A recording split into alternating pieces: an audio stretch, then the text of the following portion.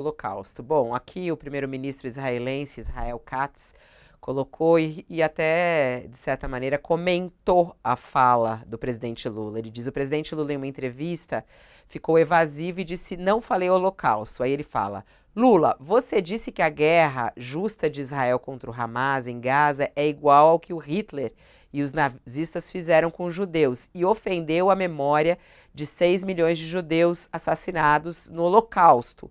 Não vamos esquecer nem perdoar. Envergonhe-se e peça desculpas. E aí ele faz aqui uma espécie de meme, como se estivesse imitando aí, colocando uma caricatura do presidente Lula e dizendo: eu não disse Holocausto. Vamos lá, começo com você agora, ô Josias. E aí, o Lula disse que não falou Holocausto, não falou exatamente Holocausto, mas a gente sabe que aquele não foi o Holocausto. E aí? Existe um remédio fabuloso para cada erro, Fabiola, que é reconhecer o erro. E o presidente não está habituado a esse remédio. Ele não gosta de reconhecer erros. Aqui não estamos falando mais de pedir desculpa, nada disso. Até porque ao explorar politicamente, de forma desavergonhada, a declaração do Lula, esse gabinete do Netanyahu, ele se descredenciou para um pedido de desculpas ou qualquer coisa do gênero. Então não se trata disso mais. Se trata de o Lula ter a percepção de que seria bom para ele se reposicionar em cena. O Lula não disse a palavra holocausto, mas é evidente que ela estava implícita na declaração. O Lula, se ele quiser, ele pode apelidar o Holocausto, pode dar o nome que ele quiser. Pode chamar até Holocausto de roller coaster, que é montanha-russa em inglês. E nem por isso os judeus que não se confundem com Netanyahu deixarão de sentir vertigens com essa comparação que ele faz da abominável matança de palestinos em Gaza com o momento em que o Hitler resolveu matar os judeus. Foi justamente a partir do extermínio de 6 milhões de judeus que o regime nazista fez em escala industrial que o genocídio se tornou um crime contra a humanidade, passou a ser considerado um crime contra a humanidade. Então, o repúdio do Lula à forma brutal como Netanyahu responde ao ataque terrorista do Hamas contra Israel, ele deve ser feito e é compartilhado por outros líderes mundiais. Mas é evidente que houve uma relativização. A declaração do Lula pode ser entendida, sim, como uma relativização do Holocausto. E ele teve mais uma oportunidade para se reposicionar em cena, sem retirar a crítica absolutamente necessária a essa matança indiscriminada de civis palestinos em Gaza, mulheres, crianças, enfim. Isso precisa ser condenado e o Lula faz bem em condenar, a diplomacia faz bem, a diplomacia brasileira faz bem em levar essa posição aos foros internacionais, inclusive ao Conselho de Segurança da ONU. Agora, francamente, o presidente perdeu mais uma oportunidade. O Lula, aliás, não perde a oportunidade de perder oportunidade. E o Kennedy Alencar deu a ele mais uma oportunidade para se reposicionar em cena. Como disse, não se trata de pedir desculpas a quem não merece pedido de desculpas, se trata de render homenagens à civilidade, à inteligência, à história, reconhecer que exagerou na declaração, sem retirar 1 milímetro da crítica ao comportamento do Netanyahu na faixa de Gaza, às atitudes da máquina de guerra do Netanyahu na faixa de Gaza, sem retirar 1 milímetro da reprovação à resposta de Israel ao ataque terrorista do Hamas, o Lula poderia ter se reposicionado e perdeu mais uma oportunidade, Fabiola.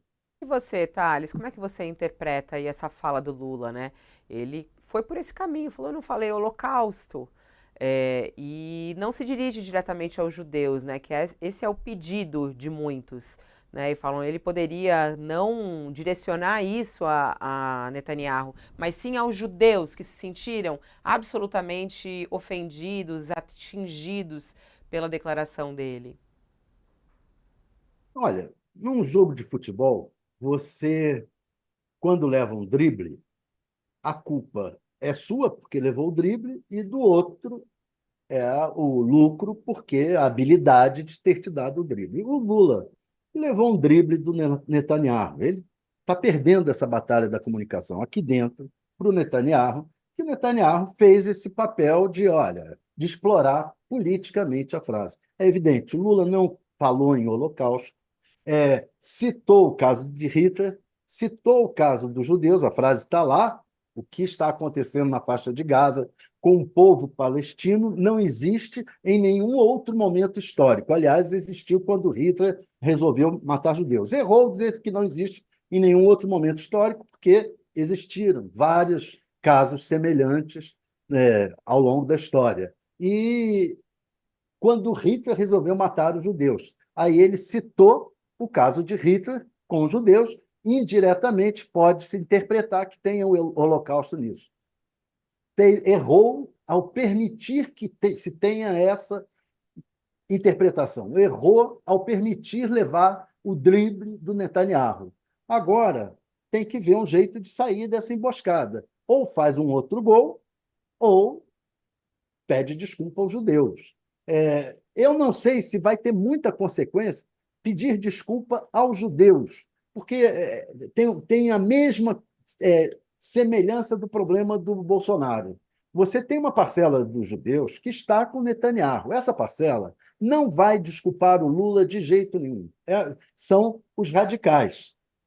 A outra parcela, boa parte dela, até já está entendendo e diz assim, olha, como disse o Jacques Wagner, ele fez a comparação, fere a memória dos nossos parentes, etc., mas a gente compreende que o Netanyahu está exagerando lá e que realmente passou dos limites. Então, tem uma parcela ali que eu não sei se pedido de desculpa vai resolver, mas, de qualquer maneira, ele já levou o drible está dado, o Netanyahu fez o gol. Agora, na esfera internacional, não teve tanto esse gol do Netanyahu. O Netanyahu não conseguiu apagar na esfera internacional a lambança, a matança que ele está fazendo na faixa de Gaza com essa briga com Lula. Essa briga com Lula na esfera internacional tem menos importância do que a matança que o Netanyahu está fazendo, de fato.